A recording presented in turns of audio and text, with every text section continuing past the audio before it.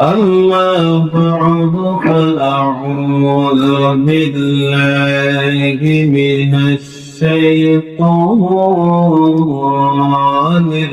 الرجيم. بسم الله الرحمن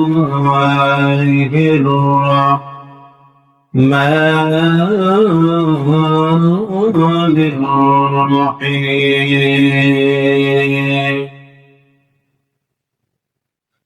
يا أيها الذين آمنوا اتقوا الله وكونوا مع الصادقين. وقال رسول الله صلى الله عليه وسلم: ليس بالله طلب القبور وشق الجيوب ودعا بدعوى الجاهلية، أو كما قال عليه السلام والسلام: إن الله وملائكته يصلون على النبي يا أيها الذين آمنوا صلوا عليه وسلموا تسليما. اللهم صل على محمد وعلى آل محمد كما صليت على إبراهيم وعلى آل إبراهيم إنك حميد مجيد. اللهم بارك على محمد وعلى آل محمد كما باركت على إبراهيم وعلى آل إبراهيم إنك حميد مجيد. اللهم صل وسلم وبارك عليه. السلام عليكم ورحمة الله وبركاته. الله رب العالمين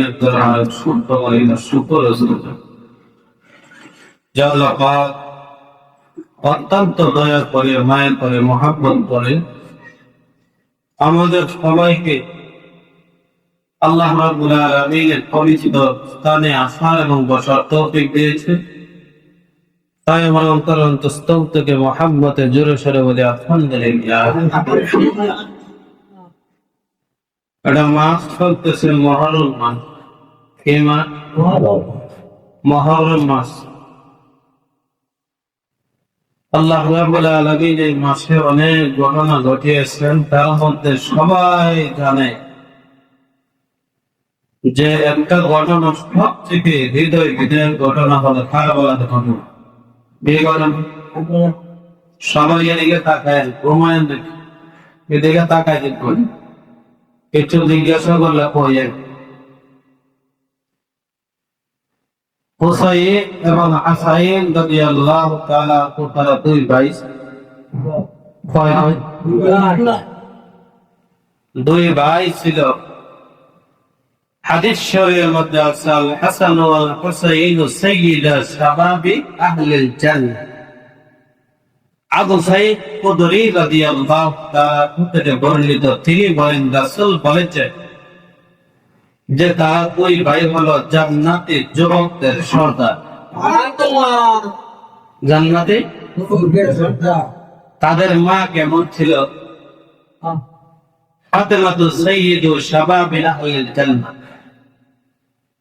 আল্লাহ রাসূল বলেন আমার মেয়ে হলো জান্নাতি সকল নারীদের সর্দার। আর দুই নাতির ব্যাপারে বলেছেন যুবকদের, জান্নাতি সকল যুবকদের সর্দার।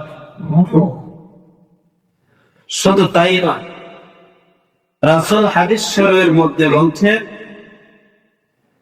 এক নাম্বার যে হাসাইন হুসাইনকে যারা ভালোবাসত তারা যেন আমি নবীকে ভালোবাসত। কত মর্যাদা আল্লাহ! শুধু তাই নয়, আল্লাহ বিশ্ব নবী রাহমাতুল লিল আলামিন বলেন, এমন একটি হাদিস বর্ণনা করলেন যে আমি হুসাইন এবং হাসাইনের বিরুদ্ধে ষড়যন্ত্র করল, বিদ্বেষ পোষণ করলো, স্বয়ং যেন আমি রাসূলের বিরুদ্ধে বিদ্বেষ পোষণ করল। যে আমার নাতি দুইজনকে হাসাইন এবং হুসাইনকে ভালোবাসলো, তারা যেন আমি নবীকে ভালোবাসলো, আর যারা বিদ্বেষ পোষণ করলো তারা যেন আমি নবীর বিরুদ্ধে বিদ্বেষ পোষণ করলো। 2 নম্বর হাদিস শরীফের মধ্যে আছে, হুসাইন হলো আমি নবীর অংশ। সুবহানাল্লাহ। নবী হলেন 2 জাহানের বাদশা, ওই বাদশার অংশ হলো হুসাইন। আল্লাহর নবী বললেন, এমন একটি দিন আছে 2 ভাই 4 অথবা 5 বছর হয়েছে, এমন সময় 2 ভাই মার কাছে গিয়া বলতেছে, ও মাযহাব। তারা 2 ভাই মাকে বলতো আম্মা যান, বাবাকে বলতো আব্বা যান, নানাকে যান ডাকতো নানা যান। আম্মা যানকে বলতেছে, ও আম্মা যান, আশেপাশের লোকগুলা সন্তানগুলা ঈদের দিন জামা কাপড় পরতেছে, আমাদের কি কাপড় হবে না? ফাতেমা কান্না করে বলতেছে, সন্তান আমার, ওই যে আশেপাশের লোকগুলা দেখতেছো, সবার কাছে অর্থ আছে, টাকা আছে, তোমার বাবা তোর নাই, টাকাও নাই, সম্পদ বলতেছে মা, তারা যে সুন্দর সুন্দর জামা কাপড় পরিধান করতেছে, আমাদের অত মনে চায় আমরা সুন্দর একটা পাঞ্জাবি পরি, সুন্দর একটা জামা গায়ে দিই। আম্মা জান ডাকতে বলতেছে, সন্তান আমার, তোমরা যতই কান্নাকাটি করো, কাপড় কিনে দেওয়ার মতো আমাদের সামর্থ্য নেই, টাকা পয়সা নাই। তোমরা 2 ভাই যাও, তোমাদের নানা দাদের কাছে যাও, গিয়া বলবা 2 জনকে 2টা কাপড় দেওয়ার জন্য। সুবহানাল্লাহ। আল্লাহর নবী বিশ্ব নবী রাহমাতুল লিল আলামিন মদিনার নবীর কাছে গিয়া বললেন, নানা যান, আমার আম্মার কাছে বলছি জামার জন্য, বাবার জন্য, বাবার কাছে বললাম তাদের কাছে কোনো টাকা নাই, পয়সা নাই, কিনে দেওয়ার মতো সামর্থ্য নাই। বললাম আপনার কাছে পাঠাইছে, আমরা জানি আপনার নাম হলো রাহমাতুল লিল আলামিন। আপনাকে শুধু এক জগতের জন্য বাদশা বানানো হয় নাই গো নানা, আপনাকে 2 জাহানের বাদশা বানানো হয়েছে। সকল দরজা যদি বন্ধ হয়ে যায়, ও নানা, আমাদেরকে জানি আপনি খালি হাতে ফেরত করবেন না। আমার নবী 2 নাতিকে এত ভালো লাগতো, নামাজে গেলে খাটের মধ্যে ওইটা গড়াও চালাই। মসজিদে আসলে নবী মসজিদের মিম্বরে পয়সা খুতবা দিত, 2 জন নাতি 2 পাশে মিম্বরের উপরে পয়সা থাকতো, কত মায়া করতো। নানাকে বলতেছে, নানা আমার, কত মানুষ ঘোড়া চড়ে, কত মানুষ চড়তেছে, আমার তো মনে চাই, আমাদের তো মনে চাই ঘোড়া চড়ব, ওট চড়ব।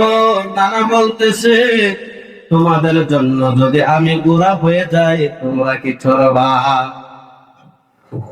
নানা নিজে 2টা হাত মাটির মধ্যে রাইগা, 2টা হাত মাটির মধ্যে রাইগা, 2টা পা মাটির মধ্যে রাইগা ঘোড়ার মতো বেরিস। 2 নাতি কাদের মধ্যে ওইটা বলতেছে, নানা এইটা হলো সর্বশ্রেষ্ঠ ঘোড়া। এত দামি ঘোড়া পৃথিবীর জমিনে হতে পারে না গো নানা, পৃথিবীর জমিনে ঘোড়ার দাম 1 থেকে 2 লক্ষ। বেশি থেকে বেশি 5 লক্ষ 10 লক্ষ হোক, কিন্তু এই ঘোড়ার দাম পৃথিবীর মানুষ কেউ দিতে পারবে না। নানা রাত পুরো করেই তো নাতিগুলাকে নিয়ে কত ভালোবাসতো। 2 নাতি যখন গেছে, নবী আমার চিন্তায় পড়ে গেছে, পেরেশানির মধ্যে পড়ে গেছে। ঈদের দিন 2 জনকে জামা কোথায় থেকে দেব? আমার নবীর আমার ঘরে কাবা, ঠিক না? দুজাহানের বাদশা নবী আমাদের ঘরে কাবার নাই, এক সপ্তাহ পর্যন্ত চুলায় আগুন ধরে না। কয় যে আর আমরা একটু জানতে পেরেছেন মধ্যে করবে, মনে হয় আল্লাহ আমাদেরকে বলে গেছে। কিন্তু নবীর 1 সপ্তাহ পর্যন্ত 15 দিন পর্যন্ত চুলায় আগুন জ্বলতো না। খেজুর খায়া পানি খায়া দিলেন ফল 3টা। আমার নবী চিন্তায় পড়ে গেলেন, নবী 2 নবী আছে, কি দিব কি করব? টেনশনে পড়ে গেছেন, আমার আল্লাহ সহ্য করতে পারে নাই। জিব্রাইলকে ডাক দিয়া বলেন, জিব্রাইল যাও যাও, জান্নাতের মধ্যে যাইবা, গিয়া 2 রঙের 2টা কাফন নিয়ে আও। কয়টা? কোন জায়গা থেকে? জান্নাত থেকে নিয়ে আসবা। তার আগে আমার নবীকে জিব্রাইল আমিন বললেন, ও নবী আমার, তাদেরকে জিজ্ঞাসা করেন তাদের কোন কালারের পাঞ্জাবি পছন্দ। সুবহান, তাদেরকে জিজ্ঞাসা করেন কোন কালারের, কোন ভাই কোন কালারের পাঞ্জাবি পরিধান করবে। হযরত হুসাইন ডাক দিয়া বলে, আমি লাল কালারের ব্যবহার করব। হযরত হাসান বলেন, আমি নীল কালারের ব্যবহার করব। তখন জিবরাইল আমিনকে ডাক দিয়া বললেন, জিবরাইল যাও যাও, জান্নাতের মধ্যে গিয়া 2 কালারের 2টা পাঞ্জাবি দিয়া আমার নাতি হাসাইনের জন্য নীল কালারের নিয়ে আসবা, আমার নাতি হুসাইনের জন্য লাল কালারের পাঞ্জাবি নিয়ে আসবা। 2টা পাঞ্জাবি নিয়ে আসছেন। নবী আমার ভবিষ্যৎবাণী করে গিয়েছিলেন, ও হাসাইন, তোমার মৃত্যু হবে বিষ পান করিয়া। দেখবেন বিষ কালার, যখন বিষ খাইয়া মানুষ মারা যায়, সারা শরীরটা নীল বর্ণের হয়ে যায়। আমার নবী বললেন, হুসাইন, তুমি কারবালার ময়দানে শহীদ হয়েছে। এই 2টা বান্দাবের আলাপ থেকে নবী আমার ভবিষ্যৎবাণী করে গিয়েছিল। ওই নবীর মর্যাদা, এত মর্যাদা। নবী বললেন, দুনিয়ার জমিনে আমি যদি চাইতাম, ওহদ পাহাড়টা আমাকে আল্লাহ বলেছিলেন, নবী আপনি এত অবাক রকমের মধ্যে আছেন, এত পেরেশানির মধ্যে আছেন, আপনি শুধু একবার বলে ওই ওহদ পাহাড়টা স্বর্ণের পাহাড় হয়ে যাবে। সুবহানাল্লাহ। নবী আপনি কষ্ট করা লাগবে না, চিন্তা করা লাগবে না, আপনার কষ্ট আমি আল্লাহর সহ্য হয় না। জানজাল ওহদ পাহাড়টা শুধু একবার বলবেন যে স্বর্ণ হয়ে যাও, বলতে দেরি স্বর্ণ হইতে দেরি বলেন। আমার নবী বললেন, আমি দুনিয়া ভোগ করার জন্য আসি নাই, উম্মতকে কিভাবে জাহান্নাম থেকে বাঁচায় জান্নাতে নেওয়া যায় এই জন্য আমি আসছি। যদি আমি স্বর্ণের জন্য আসতাম, রূপার জন্য আসতাম, হীরা মুক্তার জন্য আসতাম, আমার আল্লাহ যা চাইতাম তাই আমাকে দিয়া দিত। আমার নবী বললেন, ওই দিন আপনাকে ভবিষ্যৎবাণী করে গেলাম, আমি যখন দুনিয়া থেকে চলে গেলাম, হযরত আবু বকর যখন খেলাফত পাইল, হযরত ওমর পাইল, হযরত ওসমান পাইল, হযরত আলী পাইল, তারা যাওয়ার পরে হযরত হুসাইন রাদিয়াল্লাহু তাআলা বড় ভাই হযরত হাসান খেলাফত পাইল। খেলাফত পাওয়ার পর নিজের চাচা আমিরে মুয়াবিয়া রাদিয়াল্লাহু তাআলা হাতের মধ্যে যখন দিল, 4 দিক দিয়ে ইসলামের পতাকা পড়তে লাগলো, ইসলামের দাওয়াত করতে শুরু করলো। এমন ভাবে শুরু হয়েছে ইসলামের দাওয়াত, আকাশ চলবে শুরু হয়ে গেছে। এই মুহূর্তে ইহুদিরা চিন্তা করলো, ইসলামের দাওয়াত এতভাবে সুন্দরভাবে চলতেছে, কিভাবে তাদের ওই দাওয়াতটা বন্ধ করা যায়। ইসলামের মধ্যে মুসলমান ভাই ভাই তাদের সম্পর্ক তো ভালো, ভালো সম্পর্কের মধ্যে কিভাবে খারাপ করা যায়, কিভাবে দ্বন্দ্ব লাগানো যায়, মারামারি লাগানো যায়, এটা হলো ইহুদির চক্রান্ত। কার চক্রান্ত? ইহুদিদের চক্রান্ত। মুসলমানরা তুমি কোনো মারামারি নেই, পিটাপিটি নেই, হানাহানি নেই। আসাইলে তো সুন্দরভাবে মুয়াবিয়াকে সুন্দরভাবে খেলাফত দিয়া দিলেন, কিন্তু কোন ধরনের মারামারি রক্তপাত পাই নাই। মুয়াবিয়া যখন 1 বছর 2 বছর 3 বছর চালাইতে লাগলো, 57 হিজরিতে মুয়াবিয়া তার ছেলের নাম ঘোষণা করলো, আমি যদি দুনিয়া থেকে চলে যাই তাহলে আমার সন্তান ইয়াজিদের খেলাফত আমি দিয়া যাইতেছে। আরে ইয়াজিদ নাম মনে রাখো কি? মুয়াবিয়া রাদিয়াল্লাহু তাআলা সন্তানের নাম হলো ইয়াজিদ। এই সময় ইয়াজিদের খারাপ কিছু প্রকাশিত হয় নাই, বাসিত হয় নাই। ইয়াজিদ সবাই বলে খেলাফত ক্ষমতা পাওয়ার আগে সে অত্যন্ত ভালো মানুষ ছিল। কি ছিল? ক্ষমতা চেয়ারে বসার আগে অত্যন্ত ভালো মানুষ ছিল। তখন ইয়াজিদের কিছু কিছু মানুষ বিরোধিতা করতে লাগলো। বড় বড় সাহাবীরা বললেন, না না, এর থেকে আরো যোগ্য মানুষ আছে, তারে খেলাফত দেওয়া যাক। এর থেকে বড় বড় যোগ্যতা লোক আছে, আব্দুল্লাহ ইবনে ওমর, আব্দুল্লাহ ইবনে জুবাইর, আব্দুর রহমান ইবনে আওফ, আব্দুল্লাহ ইবনে আব্বাস রাদিয়াল্লাহু তাআলা আনহু। তারা 4-5 জন এখনো বর্তমানে দুনিয়াতে বেঁচে আছে। বড় বড় সাহাবীদের মধ্যে রয়েছেন মুফাসসিরিন। আব্দুল্লাহ ইবনে আব্বাস মুফাসসিরদের সম্রাট এখনো দুনিয়ার জমিনে আছে। এরা যোগ্য ব্যক্তি, কিন্তু সকল উলামায়ে কেরাম বলছে 1.5 সালের মতো যোগ্যতা ইয়াজিদের আছে, কিন্তু বাবার ছেলে খেলাফত পাইবে, ক্ষমতা বসবে, এটা তারা চায় নাই। এটা রহিত করতে হবে। হযরত মুয়াবিয়া রাদিয়াল্লাহু তাআলা বললেন, তোমরা যদি নাও মানো, আমার ছেলের নাম ঘোষণা করে গেছি। কয়েকজন সাহাবী ছাড়া কিছু কিছু সংখ্যক লোক তার খেলাফত মেনে নিতে লাগলো।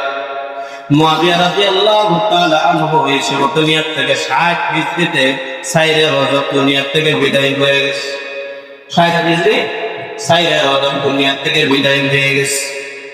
এমন সময়ে এখনো ওই কুফাবাসীদের ছিল না, দামেস্কে ছিল। দামেস্কে থাকা অবস্থা তার খেলাফত গ্রহণ করে নিল, তার ক্ষমতা বুঝে নিল। ওই ইয়াজিদ যখন বাবা দুইটা ওসিয়ত করলো, মুয়াবিয়া রাদিয়াল্লাহু তাআলা আনহু বললেন, ও ইয়াজিদ আমার সন্তান, সাহাবায়ে কেরামদেরকে আমিও অনেক বুঝাইছি, কিন্তু তারা তোমার খেলাফত মেনে নিতে চায় না।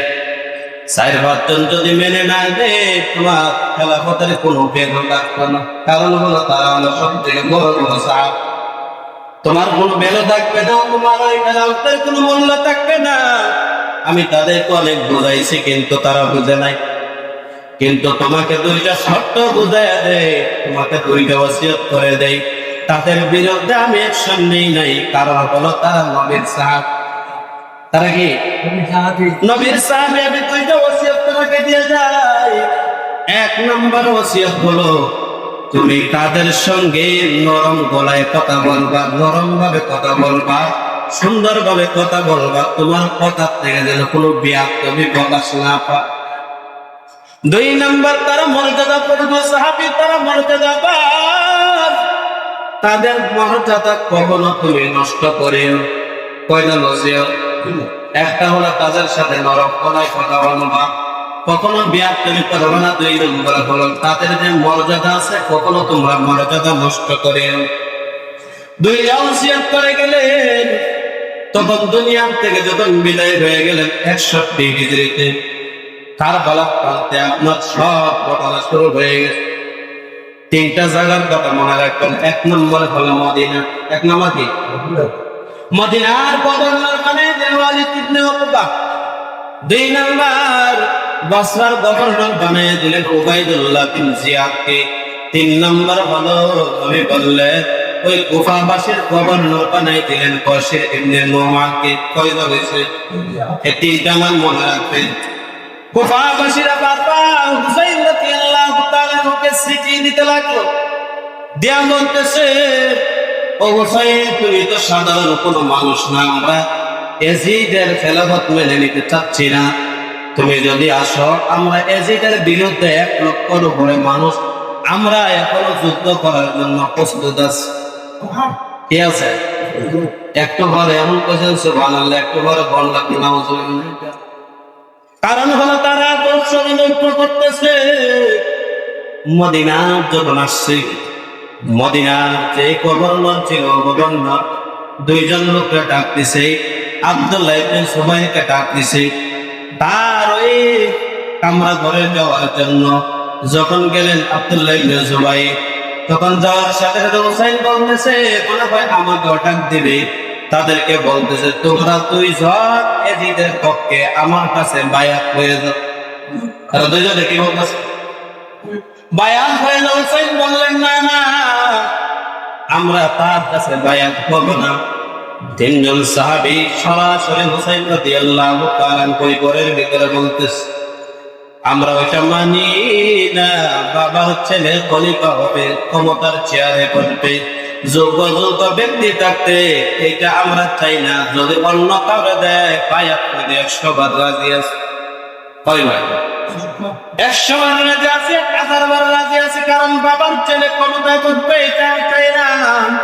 যদি বাবার ছেলে ক্ষমতায় বসতো, হযরত আবু বকরের সন্তান আব্দুর রহমান বিন আবু বকরকে ক্ষমতা দিত, ঠিক না? তারা বড় ক্ষমতাবান ছিল, তারা বড় যোগ্য ব্যক্তি ছিল। যোগ্য থাকলেই শুধু হবে না, এর চেয়ে আরো যোগ্য ব্যক্তি আছে, তাদেরকে খেলাফত দিতে হতো। হুসাইন রাদিয়াল্লাহু তাআলা উপর থেকে বাহির হয়ে গেছে। বাহির হওয়ার সাথে সাথে কয়েকজন সাহাবী বাহির হয়ে বলতেছে আব্দুল্লাহ ইবনে জুবাইর, আব্দুল্লাহ ইবনে আব্বাস এবং কয়েকজন সাহাবী বলতেছে হুসাইন তুমি এখান থেকে বাইরে হয়ে কোথায় যাইবা? বলে আপাতত এখন মক্কায় যাব। কোথায় যাব? মক্কায় যাব। আমার নানা জানের জন্মভূমিতে আমরা যাব। মক্কায় রানা হবে। সাহাবীরা বলতেছে মক্কায় তোমরা যে যাইবা ওই মক্কার ভিতরে যাওয়ার দরকার নাই, এখানে তুমি থাকো। কারণ হলো মক্কায় যাওয়ার পরে তোমার কাছে আরো হাজার হাজার সিটি আসবে কুফাবাসীর থেকে। তখন তাদের মনে অন্তরের মধ্যে জাগনা দিয়া গেছে। বড় বড় সাহাবী ছিল আব্দুল্লাহ ইবনে আব্বাস, আব্দুল্লাহ ইবনে জুবাইর। তারা বলতেছে হুসাইন তুমি যাইও না, কারণ হলো কুফাবাসীরা তোমার বাবাকে ষড়যন্ত্র করে নিয়ে মারছে। কি করছে? ষড়যন্ত্র করে মারছিল। তোমার বাবার সাথে তারা বেঈমানি করছে। তুমি হুসাইনের সাথে তারা বেঈমানি করবে, কারণ হলো তারা অঙ্গীকার পালন করে না, অঙ্গীকার তারা ভঙ্গ করে। কি করে? অঙ্গীকার ভঙ্গ করে। সাহাবীরা বলতেছে যদি আমার সম্মান আর তোমাদের সম্মান অসম্মানী না হইতো, ও হুসাইন জেনে রাখবো তোমার চোল ধরে হলেও তোমাকে আমরা আটকায় রাখতাম।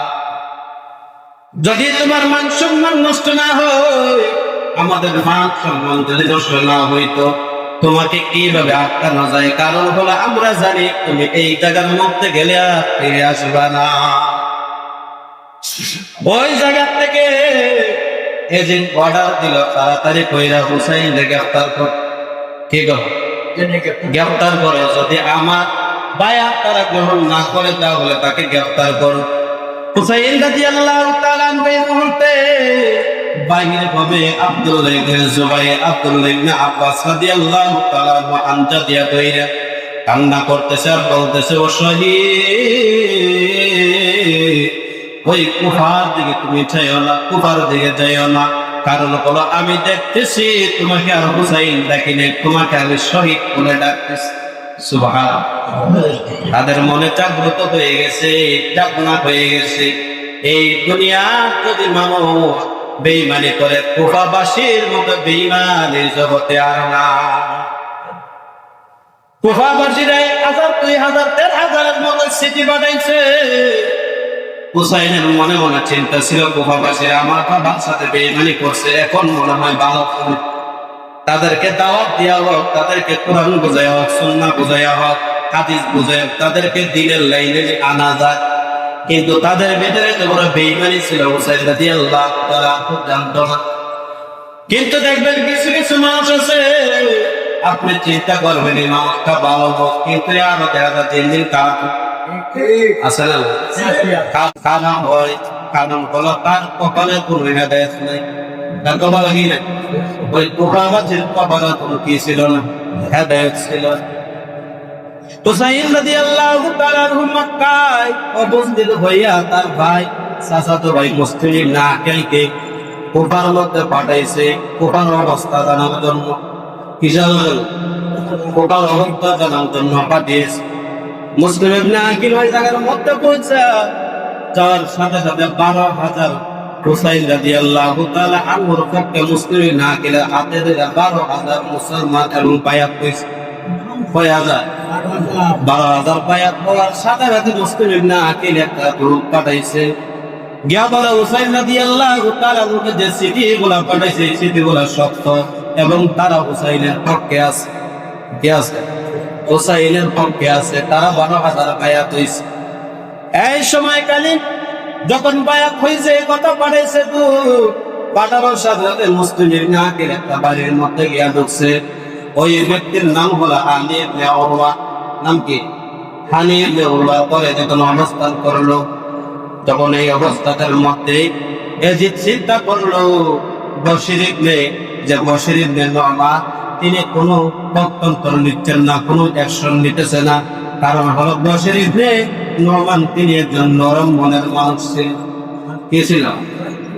দেখবেন অনেক মানুষ আছে মুরগিও জন্ম করতে পারে না, কারণ তার অন্তরে মায়া আছে। ঠিক না?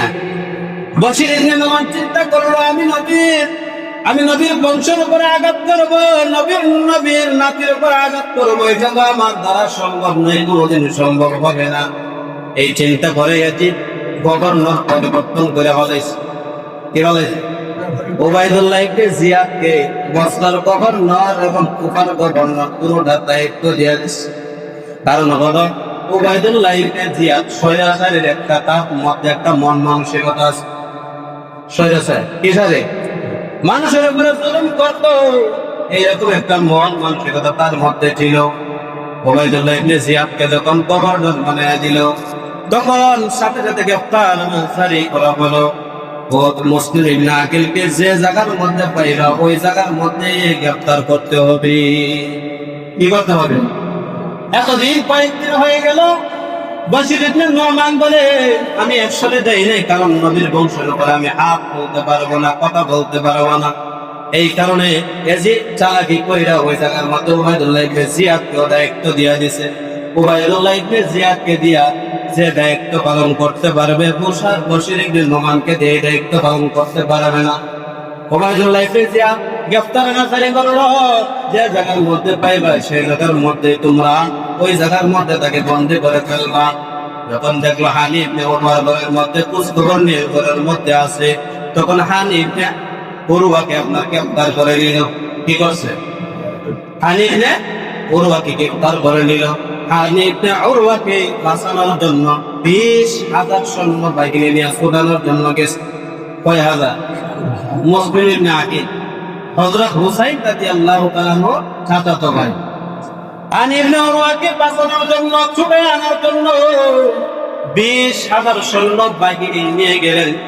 যাওয়ার সাথে প্রত্যেক রাস্তায় যখন গেছে কিছু সংখ্যক দেখবেন না বন্ধা আছে, সঠিক কাজে দেখবেন বাধা দেয়। হালাল পথে চলতে দেয় না, বা হারাম পথে চললো টাকা ইনকাম বেশি। আছে না? হালাল পথে তাদেরকে দেখায় যে বেশিরভাগ নারী গুলা যদি সঠিক হয়ে যাইত, প্রত্যেকটা পুরুষ সঠিক হয়ে যাইত।